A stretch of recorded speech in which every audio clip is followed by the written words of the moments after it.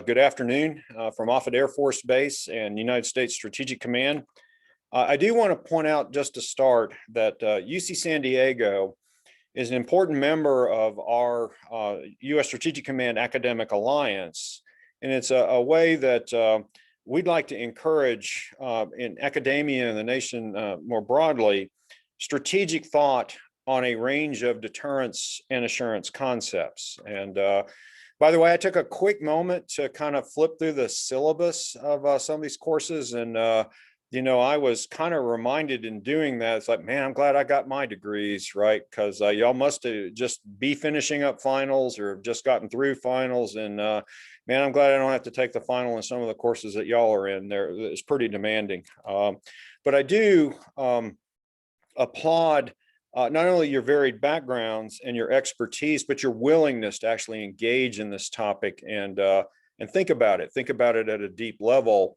That is something I'll get into here a little bit later based on the challenges that we and our allies are facing. The need to have deep and sufficient intellectual thought applied to how are we going to defend the nation? How are we going to defend our allies? How do we deter? How do we assure? And so I'm happy to have a chance to talk to some folks that are actually interested in working on this. Let me pick up a little bit of what Admiral Thomas was talking about. U.S. Strategic Command is a global combatant command, and fundamentally what I'm responsible for is strategic deterrence, and within that, nuclear deterrence. And note, I don't use those terms synonymous. They're not synonymous. All nuclear is strategic, not all strategic is nuclear. And we do that in defense of our nation and allies. And if you'll forgive kind of a 101 moment, right? What we are not is a service, right? We're not the Army, Navy, Air Force, Marine, Space Force. Those organizations man, train, and equip. They generate forces that are then given to us combatant commanders for operations. And in fact, that's where you'll see me focus my comments on are the operational aspects of how you conduct strategic deterrence. By the way, you'll hear that term strategic deterrence expressed in a lot of cases as the Department of Defense's #1 priority, the foundational to everything else that we do. And all of that is true. I've said that, speeches testified to that effect. But to be honest with you, and I don't take this the wrong way, that has kind of an academic ring to it. And I'm an operator. I'm fundamentally an engineer. And let me try to put that in more practical terms. Every operational plan in the Department of Defense and every other capability that the Department of Defense has rests on an assumption that strategic deterrence, and inside that, and in particular, nuclear deterrence, is holding, right? So if that assumption is not met, if deterrence fails, nothing else in the Department of Defense is going to work the way it was intended to, the way we planned it, the way we designed it, right? Well, why do I say that? In some circles, I see this tendency, in particular for nuclear, to kind of put it off to the side, right? It's its own thing. It has its own threat that you can decide how credible you think that threat is. Oh, they wouldn't do that. And that there's this independent rheostat that you can decide how much risk you want to take in this mission set. And that is somehow disconnected from everything else the Department of Defense does. And that's not how deterrence works. You don't deter in pieces, right? Nuclear is not separate from conventional, is not separate from space, is not separate from cyber. They are all linked. It is a spectrum that you have to deter across. It is a very basic equation that for whatever aim the competition or the opponent seeks, can you deny that aim or impose a cost greater than what they seek, such that the benefit of restraint outweighs the benefit of action, and it's credible. Therefore, the opponent chooses to do nothing, which is exactly what we want. It's almost very non-military, right? In my mission sets, victory looks like nothing happened, right? That nothing happens. It's like I say, not what we're used to out of military organizations, but as a fundamental principle, of how my mission sets work. That's why my command brought back the old Strategic Air Command motto, peace is our profession. That is what we're trying to achieve. And so given that, the risk that that deterrence will fail, given that we're back into strategic competition, previously referred to as great power competition, with two major powers, means that that is not always low anymore, right? That it's been 30 years since the nation seriously considered competition through possible crisis and even direct armed conflict with a nuclear capable competitor, right? That changes everything. And one of those things that it changes is that the risk of a strategic deterrence failure is no longer always low. More on that in a second. One thing I'd invite, kind of based on our reviews of how many of these debates, conversation, a lot of the work that goes on, is what gets neglected is the other guy, right? What is a Russia doing? What is a China doing, right? We're not on a frictionless plane. This is us relative to our competitors. I suspect that many of y'all are more familiar with Russia's strategic capabilities. And I am going to kind of focus specifically on their nuclear capabilities. I'd be the first to tell you that for both Russia and China, their nuclear is just a piece of a broader stack of capabilities they have to include space, cyber, conventional, novel, and we have to consider all of those capabilities as we think through deterrence. But the nuclear piece alone is most interesting to talk about. I'll get back to Russia in a second. Big picture, they are still the pacing threat in my mission sets. We'd be the first to tell you that the overall pacing challenge, pacing threat is China. But in nuclear, at least today, it's still Russia. Good thing we have a New START treaty and have constrained at least a subset of their capabilities. But they are still by far today the pacing challenge. I do want to start with China, though. I doubt any of y'all were bored enough to actually watch my testimony, but I just testified to both the Senate and House that China in particular seems to have hit some kind of inflection point with their strategic nuclear capabilities, some kind of an acceleration. And I got to tell you, it's breathtaking.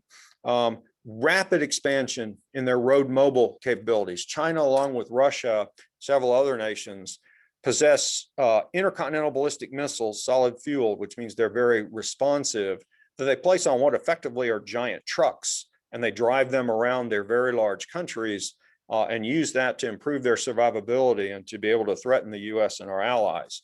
China just had a huge jump in the number of those they have. Particularly breathtaking has been China's expansion of solid fueled intercontinental ballistic missile fixed silos. There is a very large number of those that they're acquiring, and they're doing it at a very rapid pace.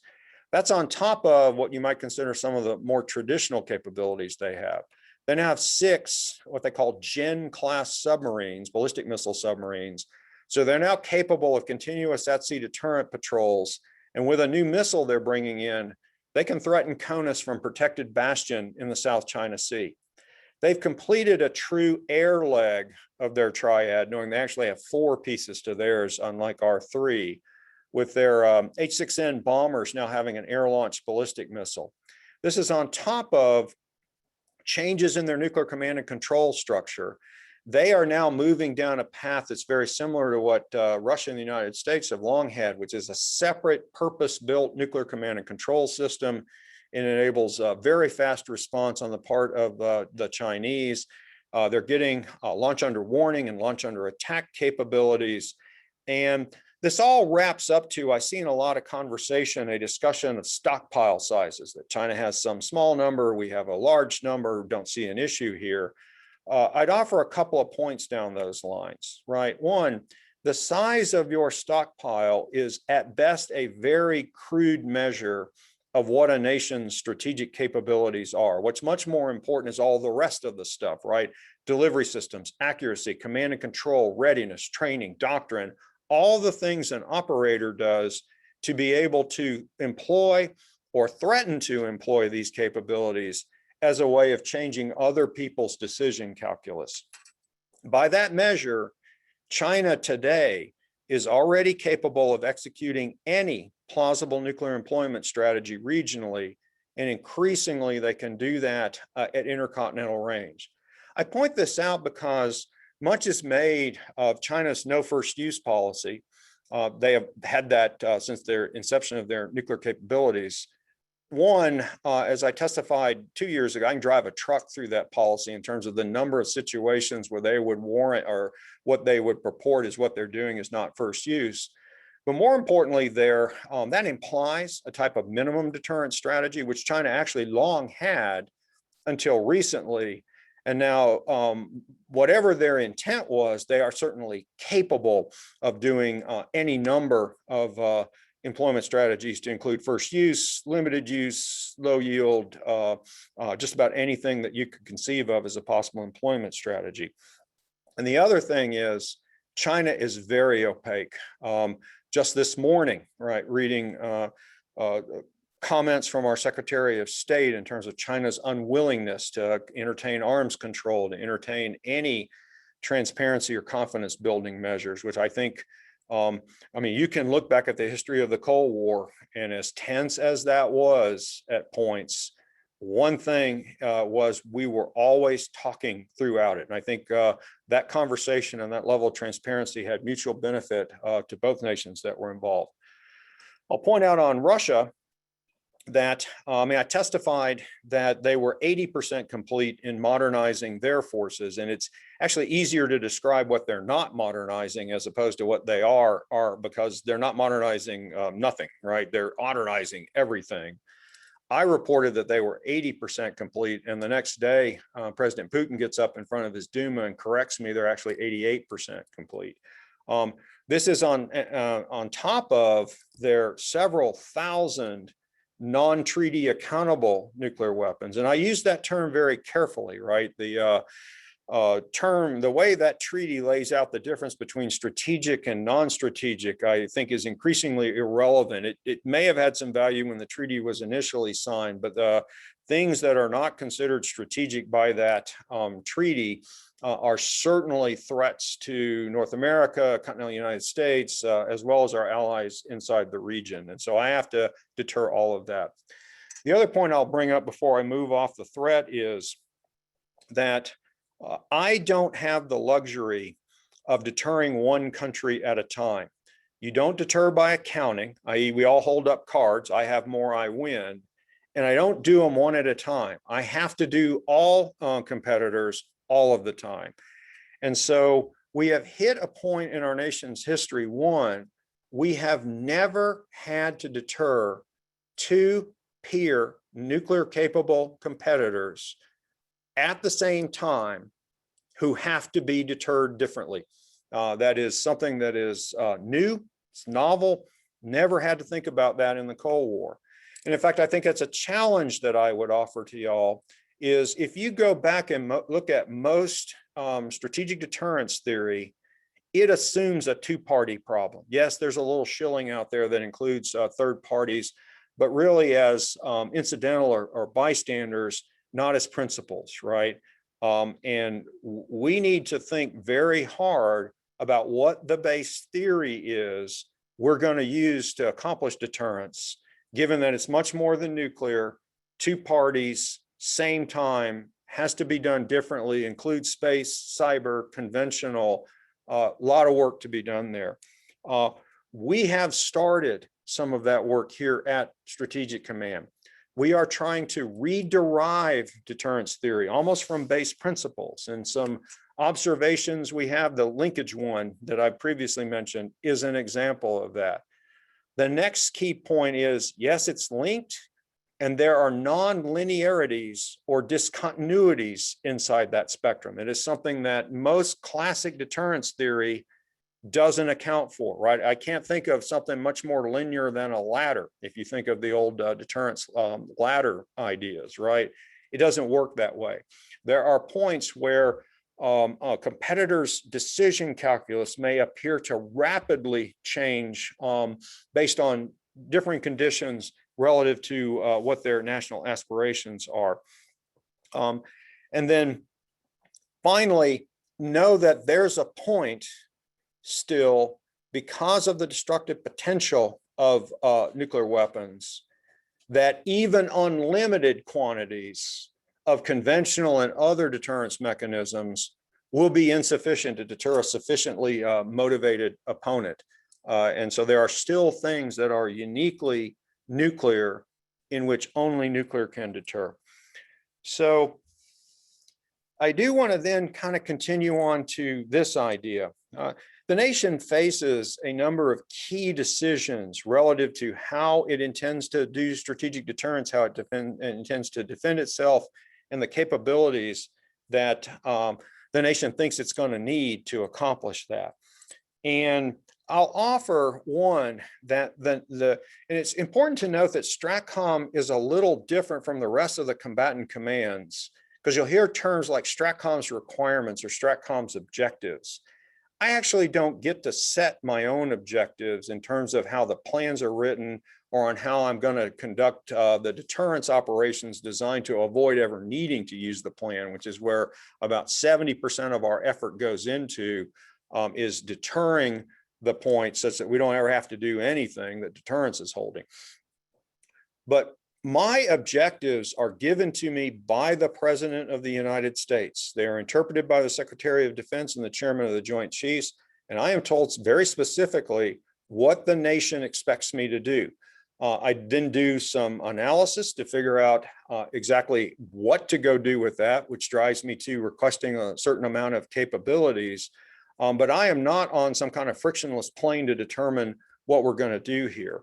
And what has always been pretty fascinating to me is the idea that those objectives, which really are the details of a flexible, tailored strategy, have been remarkably consistent administration to administration. And I can trace its lineage back all the way to the Kennedy administration. And it has been kind of remarkably consistent in what we've asked our strategic forces to do. It is an interesting historical study to go back to the one time that the nation chose another strategy. This is in the Eisenhower administration. It was called the New Look strategy, maximum response or massive response. It was done in some respects for a lot of the same motivations we face today. We didn't want to spend a lot of money on defense. We didn't want competition and a drain on our overall economy. We selected this strategy. And what we very quickly figured out is it was not flexible enough to meet our security needs, that it was not credible. It looked disproportionate on many occasions. It didn't actually deter to the level we wanted to. I think President Kennedy wisely realized you have to have flexible, tailored, conventional, special force. You have to have a whole range of abilities to actually credibly deter someone. A couple of final thoughts. I think I'm running a little bit long on this, is that that strategy has been executed by a really well thought out family of policies, postures, and capabilities. And when I say capabilities, I suspect some of your minds kind of thump to the triad.